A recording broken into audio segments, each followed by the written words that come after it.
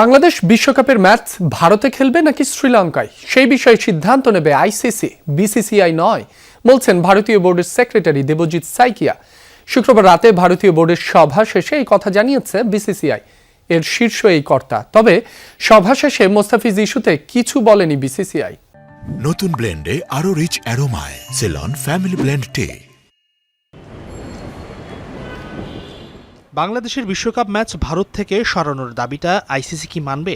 এই প্রশ্নের উত্তর জানার জন্য এখন মরিয়া টাইগার ক্রিকেট প্রেমীরা। সিদ্ধান্তটা আইসিসির হলেও বিসিবির দাবিটা মানা হবে কিনা সেটা যে নির্ভর করছে ভারতীয় ক্রিকেট বোর্ডের ওপর, সেটা তো ওপেন সিক্রেট। এমন পরিস্থিতিতে শুক্রবার রাতে বসেছিল ভারতীয় ক্রিকেট বোর্ডের সভা।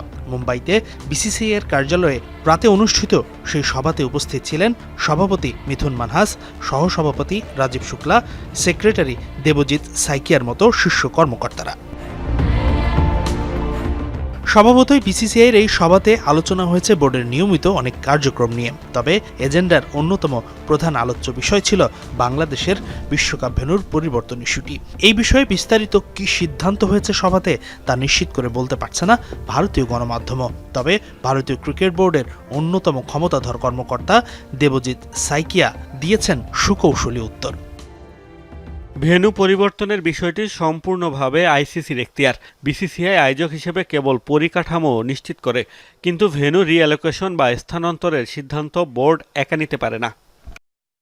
যদিও ভারতীয় গণমাধ্যমের ধারণা বিতর্ক এড়াতেই এমন মন্তব্য করেছেন সাইকিয়া। বিসিসিআই কর্মকর্তারা সরাসরি কোনো বিতর্ক এড়াতেই বিষয়টি আইসিসির কোর্টে ঠেলে দিয়েছে ধারণা করা হচ্ছে। সভায় জানানো হয় বিসিসিআই ভারতের বিশ্বকাপ ম্যাচগুলো সফলভাবে আয়োজন করতে বদ্ধপরিকর। পুরো ঘটনার সূত্রপাত যে মুস্তাফিজের আইপিএল থেকে বাদ দেয়া নিয়ে সেই ইস্যুতে কোনো বিবৃতি বা বক্তব্য সভা শেষে দেয়নি ভারতীয় cricket board. Hasinur Rahman, Jamuna sports.